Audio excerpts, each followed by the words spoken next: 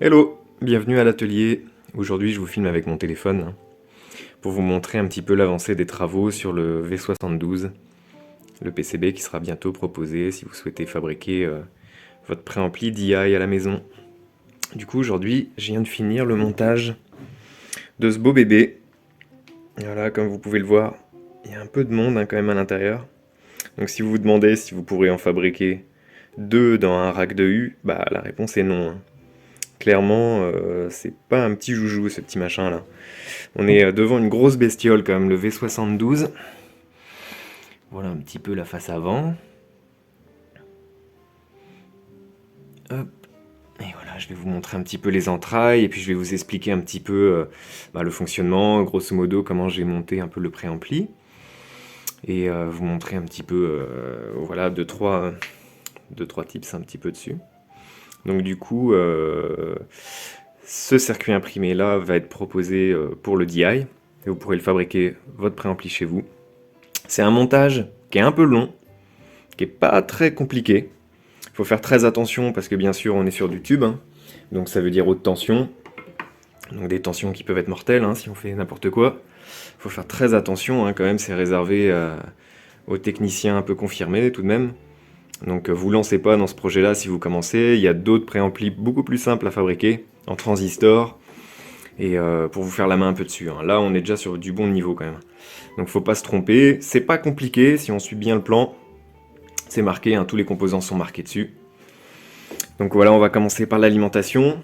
Donc moi j'ai mis deux transfos, parce que j'ai un transfo pour la haute tension et le filament, celui-ci, et ce petit transfo là qui est un 24 volts alternatif pour le 48 volts.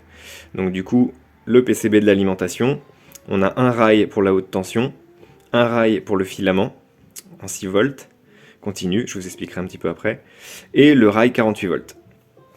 Donc du coup, en entrée, ici j'ai du 200 volts alternatif. Alors, une fois redressé et filtré, pour le circuit du V72, voilà, avec les résistances R1 et R2, voilà, ça fait un point de diviseur, c'est très simple. Et du coup, ici, j'ai 270 volts, entre 270 et 275, voilà, selon la puissance de votre transfo. Du coup, ici, j'ai le rail du filament avec un régulateur. Et du coup, j'ai choisi, ça c'est un peu ma méthode perso, mais je n'ai pas du 6,3 volts continu, j'ai du 6 volts continu. Perso, je préfère. Voilà, c'est sujet à débat dans des millions de forums, ok. Moi, je reste sur du 6 volts. On peut monter à 6 volts 3, il n'y a aucun souci, bien sûr. Mais le 6 volts, tout petit peu moins bruyant, on va dire. Voilà, pour moi, pour ma défense. Les puristes diront qu'il faut 6,3 volts pour avoir la température de 800 degrés à l'intérieur du tube, tout ça, tout ça. Mais il y a des tonnes de contradictions aussi et de tonnes de machines qui sortent du 6 volts et qui sont encensées par les audiophiles. Bref, c'est un débat, on s'en fout. Moi, ça marche comme ça, tous mes préamplis à tube, je les fais comme ça fonctionne très bien. Bref, passons. Du coup, on a sur ce circuit d'alimentation, filtrage, pont diviseur, induction. Voilà, très important, vraiment pour avoir voilà, une tension parfaitement droite. Le circuit du préampli V72, transfo d'entrée Lindal, transfo de sortie Lindal, deux tubes EF 86, composants condensateur haut de gamme, voilà, résistance carbone. L'induction spécialement fait en fait sur ce circuit, il est un peu différent quand même le V72 du RED 47. Ce préampli, c'est du très haut de gamme, vraiment. En termes de composants, en termes de fabrication, déjà à l'époque, ça coûtait une fortune. Aujourd'hui, ça coûte toujours aussi cher à fabriquer, tout de même. Quand vous le fabriquez en DI, c'est bien, vous pouvez faire des très grosses économies. Mais quand vous le fabriquez, quand vous voulez l'acheter chez un revendeur, ça m'étonne pas que ça coûte très cher. Donc, sélection du gain, par ici, avec un rotacteur. Voilà. Alors moi, sur mon petit prototype, j'ai oublié un cran, c'est mignon. Voilà, et là j'ai fait 5. Et en fait j'en ai un sixième, ok, qui est au milieu, super. Mais bon, ça c'est toujours... Dans le prototypage, on a toujours des surprises qu'on oublie un petit peu, donc ça sera corrigé. Et ce que j'ai rajouté, c'est le fader de sortie. Voilà, atténuateur, fader, vous l'appelez comme vous voulez, volume. Voilà, qui vous permet en fait, de pouvoir rentrer plus fort dans le préampli et pouvoir baisser sans faire saturer, bien sûr, votre convertisseur. Et donc ce fader, il est situé après le transfo de sortie. Voilà, ça revient sur le volume et ça repart dans votre sortie. Quoi dire de plus Bah écoutez, c'est une belle machine, hein, je viens de faire les premiers tests, à l'oreille ça sonne très bien.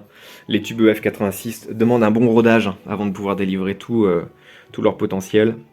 Donc il faut bien compter une dizaine d'heures avant d'avoir vraiment voilà, le grave qui va bien s'ouvrir, voilà, que ce soit bien ample, bien rodé. Le tube ça prend du temps, il ne faut pas l'oublier. Il y a du rodage. Et voilà un petit peu pour cette petite explication. Ah ouais, tiens, je vais vous montrer ça. Eh ben, c'est vachement utile. C'est pour checker la température des composants.